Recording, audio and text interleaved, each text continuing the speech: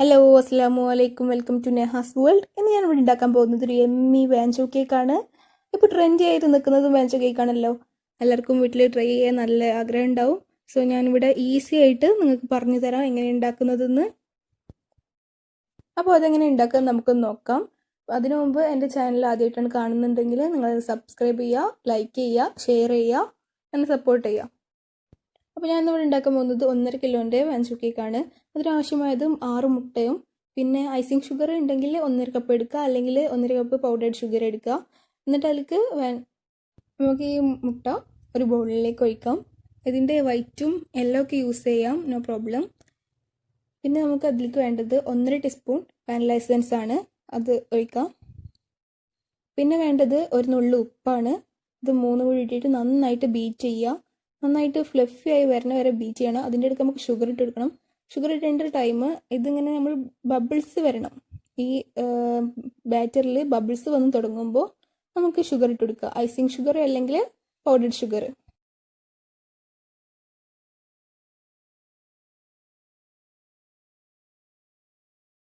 അപ്പോൾ ഞാൻ ഇതിലേക്ക് 1 കപ്പ് ഷുഗർ ഇട്ട് കഴിഞ്ഞു. പിന്നെ നമ്മൾ ഇടുമ്പോൾ ശ്രദ്ധിക്കേണ്ടത് കുറച്ച് ഇട്ടിട്ട് ബീറ്റ് ചെയ്യണം.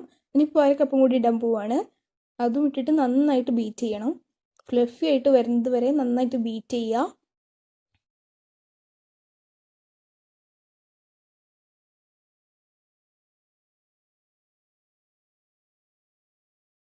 അപ്പോൾ ഇതിലേക്ക് ആവശ്യമായത് 1/4 കപ്പ് സൺഫ്ലവർ ഓയിലും കൂടുതൽ 1/4 കപ്പിൻ്റെ പകുതി കൂടി വേണം.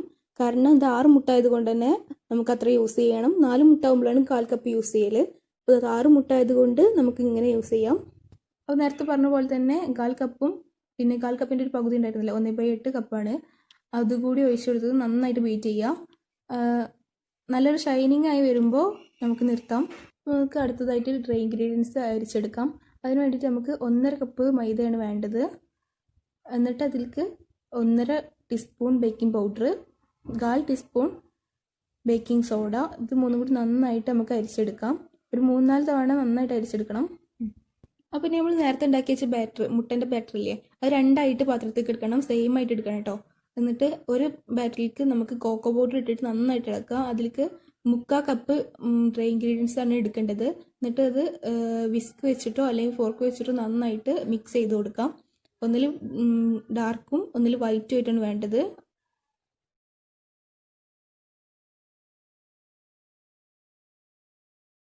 നെക്സ്റ്റ് നമുക്ക് വൈറ്റ് ബാറ്ററിലേക്ക് നമ്മുടെ ഡ്രൈ ഇൻഗ്രീഡിയൻസ് ഇടാം. നേരത്തെ പറഞ്ഞ പോലെ തന്നെ 3/4 കപ്പ് ഡ്രൈ ഇൻഗ്രീഡിയൻസ് ആണ് വേണ്ടത്. നമ്മൾ ആ അരിച്ച് വെച്ചതിൽ നിന്ന് 3/4 കപ്പ് അളവ് എടുത്തിട്ടാണ് ഇതിലേക്ക് ഇട്ട് കൊടുക്കേണ്ടത്. അതൊക്കെ ഇട്ട് കൊടുത്തിട്ട് നന്നായിട്ട് വിസ്ക് വെച്ചോ അല്ലെങ്കിൽ ഫോർക്ക് വെച്ചോ ഇളക്കി കൊടുക്കണം. നല്ല ഫ്ലഫി ആയിട്ട്, നമ്മൾ ഓവറായിട്ട് മിക്സ് ചെയ്യരുത്, അപ്പോൾ നമ്മുടെ ബാറ്റർ താന്ന് പോകാൻ സാധ്യത ഉണ്ട്. ഇങ്ങനെ ഓവനിൽ ചെയ്യാൻ ഞാനിവിടെ കേക്ക് പാനിൽ ഗ്യാസിലാണ് ചെയ്യുന്നത്. അപ്പോൾ ഞാനിവിടെ സൺഫ്ലവർ ഓയിൽ എടുത്തിട്ട് നന്നായിട്ട് പുരട്ടി കൊടുക്കുന്നുണ്ട്. എന്നിട്ട് 10 മിനിറ്റ് പ്രീ ഹീറ്റ് ചെയ്യാൻ വെക്കുക. എന്നിട്ട് നമ്മൾ ബാറ്റർ എടുത്ത് ഒഴിച്ചിട്ട് ഒന്ന് വിസ്ക് വെച്ച് ജസ്റ്റ് ഒന്ന് ഇളക്കി കൊടുക്കണം. കാരണം അതിൻ്റെ ബബിൾസൊക്കെ പോകാൻ വേണ്ടിയിട്ടാണ്. അല്ലെങ്കിൽ ഒന്ന് തട്ടി കൊടുത്താൽ മതി. എന്നിട്ട് 30 മിനിറ്റ് കഴിഞ്ഞു. അതിന് ശേഷം ഞാൻ എടുത്ത് നോക്കിയപ്പോൾ നല്ല സോഫ്റ്റായി കിട്ടിയിട്ടുണ്ട്. 3 മുട്ട വീതമായതുകൊണ്ടായിരിക്കും ഇത് വല്ലാതെ പൊന്തിയിട്ടൊന്നുമില്ല, നല്ല സോഫ്റ്റ് ഉണ്ടായിരുന്നു. പിന്നെ ഇത് 2 ലെയർ ആക്കാനുള്ളതുകൊണ്ട് കുഴപ്പമില്ല. ഇനി ഇത് വെച്ച് കഴിഞ്ഞ ശേഷം നമുക്ക് അടുത്ത ബാറ്റർ ഒഴിച്ചു കൊടുക്കാം. ഇതുപോലെ തന്നെ നേരത്തെ ചെയ്തതുപോലെ തന്നെ റിപ്പീറ്റ് ചെയ്താൽ മതി. നിങ്ങളുടെ അടുത്ത് 2 പോട്ട് ഉണ്ടെങ്കിൽ അതിൽ ചെയ്യാം. ഞാനിപ്പോൾ ഒന്നിൽ തന്നെ ചെയ്യണേ, ഒരേ സൈസ് കിട്ടാൻ വേണ്ടിയിട്ടാണ് അത്. പിന്നെ എൻ്റെ ഇത് അടി കുഴിഞ്ഞ പാത്രമാണ്, എന്നാലും കുഴപ്പമൊന്നുമില്ല. ജസ്റ്റ് ഒന്ന് വെട്ടിയിട്ട് കൊടുത്താൽ മതി അടിഭാഗം. കേക്ക് ബേക്ക് ചെയ്യാൻ വെക്കുന്ന ടൈമിൽ കൊണ്ട് നമുക്ക് നമ്മുടെ ക്രീം റെഡിയാക്കി എടുക്കാം. ഞാനിവിടെ വിവോൻ്റെ ക്രീം ഡിലൈറ്റാണ് യൂസ് ചെയ്യുന്നത്. 1 അല്ലെങ്കിൽ 1.5 കപ്പ് എടുത്താൽ മതി. ഇതിലുള്ള ഷുഗർ പോരാന്നുണ്ടെങ്കിൽ നിങ്ങൾക്ക് കുറച്ചുകൂടി ഐസിങ് ഷുഗർ ഇട്ട് കൊടുക്കാം. ഞാനിവിടെ കുറച്ചും കൂടി ഇട്ട് കൊടുക്കുന്നുണ്ട്. എനിക്ക് മധുരം പോരാന്ന് തോന്നുന്നുണ്ട്, അപ്പോൾ ഞാൻ കുറച്ചുകൂടി ഇട്ട് കൊടുക്കുന്നുണ്ട്. ഞാനിവിടെ 1/4 കപ്പ് ഷുഗറാണ് ഇടുന്നത്. നിങ്ങൾക്ക് വേണമെങ്കിൽ കൂടുതലിടാം, എനിക്കത് മതിയെന്ന് തോന്നുന്നത്. എന്നിട്ട് നന്നായിട്ട് ബീറ്റ് ചെയ്തുകൊണ്ടേ ഇരിക്കുക. നല്ല ഫ്ലഫി ആയിട്ട് വരും. ഒരു 3 മിനിറ്റ് ഒക്കെ ആകുമ്പോഴത്തേനും എൻ്റെ നന്നായിട്ട് ഫ്ലഫി ആയിട്ട് വന്നിട്ടുണ്ട്. നിങ്ങൾക്ക് കണ്ടാൽ തന്നെ മനസ്സിലാവും. ഇതത് നന്നായിട്ട് റെഡി ആയിട്ട് വന്നിട്ടുണ്ട്. നല്ല ഫ്ലഫി ആയിട്ടുണ്ട്.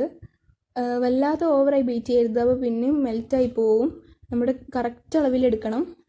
ഇതിൻ്റെ പരുവെന്ന് വെച്ചാൽ നമ്മൾ കമിഴ്ത്തി വെച്ചാലും വീഴാൻ പാടില്ല. അപ്പോൾ ഇത് നമ്മുടെ ക്രീമൊക്കെ ബീറ്റ് ചെയ്ത് കഴിഞ്ഞ് നോക്കുമ്പോൾ നമ്മുടെ സ്പഞ്ച് നന്നായിട്ട് റെഡി ആയിട്ടുണ്ട്. വൈറ്റ് സ്പഞ്ച് നല്ല സോഫ്റ്റായി കിട്ടിയിട്ടുണ്ട്. ഇനി നമുക്കിതൊന്ന് കട്ട് ചെയ്തെടുക്കണം. അപ്പോൾ ഞാൻ ഇതിവിടെ കട്ട് ചെയ്ത് വെച്ചിട്ടുണ്ട്. ഇപ്പോൾ കണ്ടില്ല, നല്ല സ്മൂത്ത് ആയിരിക്കുന്നുണ്ട് ഇത് രണ്ടും.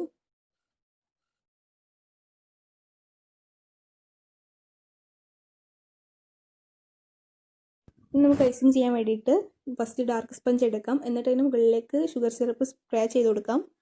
എന്നിട്ട് അതിന് മുകളിലേക്ക് ക്രീം വെച്ച് കൊടുക്കാം.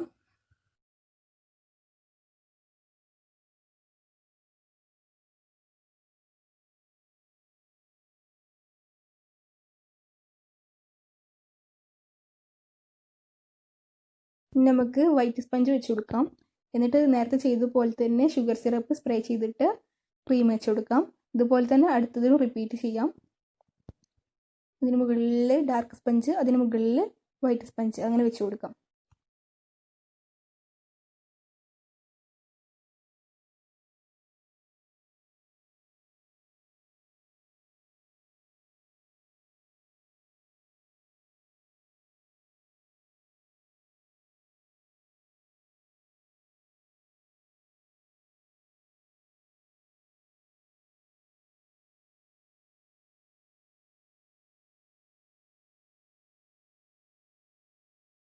ഇനി നമുക്ക് മുകളിലൊക്കെ ക്രീം സെറ്റാക്കി കൊടുക്കാം.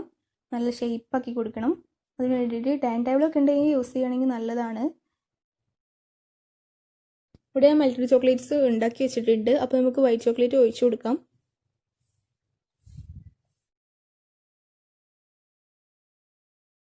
ഇനി ഡാർക്ക് ചോക്ലേറ്റ് മെൽറ്റ് ചെയ്തത് നമുക്ക് ഒരു പൈപ്പിംഗ് ബാഗിലാക്കിയിട്ട് ഇതുപോലെ അങ്ങോട്ടും ഇങ്ങോട്ടും വരച്ചു കൊടുക്കാം. ജസ്റ്റ് അങ്ങോട്ടും ഇങ്ങോട്ടും വരച്ചു കൊടുത്താൽ മതി. എങ്ങനെ വരച്ചാലും കുഴപ്പമൊന്നുമില്ല. ഇനി ഇത് ഡിസൈൻ ചെയ്യാൻ വേണ്ടിയിട്ട് നമുക്ക് ടൂത്ത് പിക്ക് യൂസ് ചെയ്യാം. അങ്ങോട്ടും ഇങ്ങോട്ടും വരച്ച് കൊടുത്താൽ മതി. ഇപ്പോൾ ഞാനിവിടെ കയ്യിൽ കൊണ്ട് ചെയ്യാണ്. ജസ്റ്റ് റൗണ്ട് ഇട്ട് കൊടുക്കുകയാണ്. അതും ജസ്റ്റ് ഒരു മോഡലിന് വേണ്ടി മാത്രമാണ്. നിങ്ങൾക്ക് ഇഷ്ടമുള്ള പോലെ ചെയ്യാം. ഞാനവിടെ നെയിം എഴുതാൻ വേണ്ടിയിട്ടാണ് കുറച്ച് സ്പേസ് വിട്ടിട്ടുള്ളത്. സൈഡിലൊക്കെ ഞാൻ അതുപോലെ തന്നെയാണ് ചെയ്ത് കൊടുക്കുന്നത്.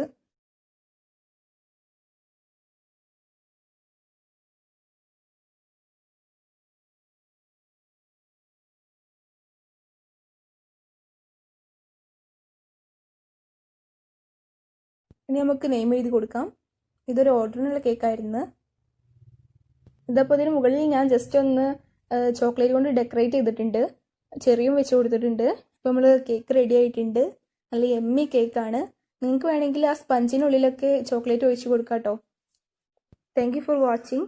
സബ്സ്ക്രൈബ് ചെയ്യാത്തവർ സബ്സ്ക്രൈബ് ചെയ്യുക, ലൈക്ക് ചെയ്യുക, ഷെയർ ചെയ്യുക, കമൻറ്റ് ചെയ്യുക.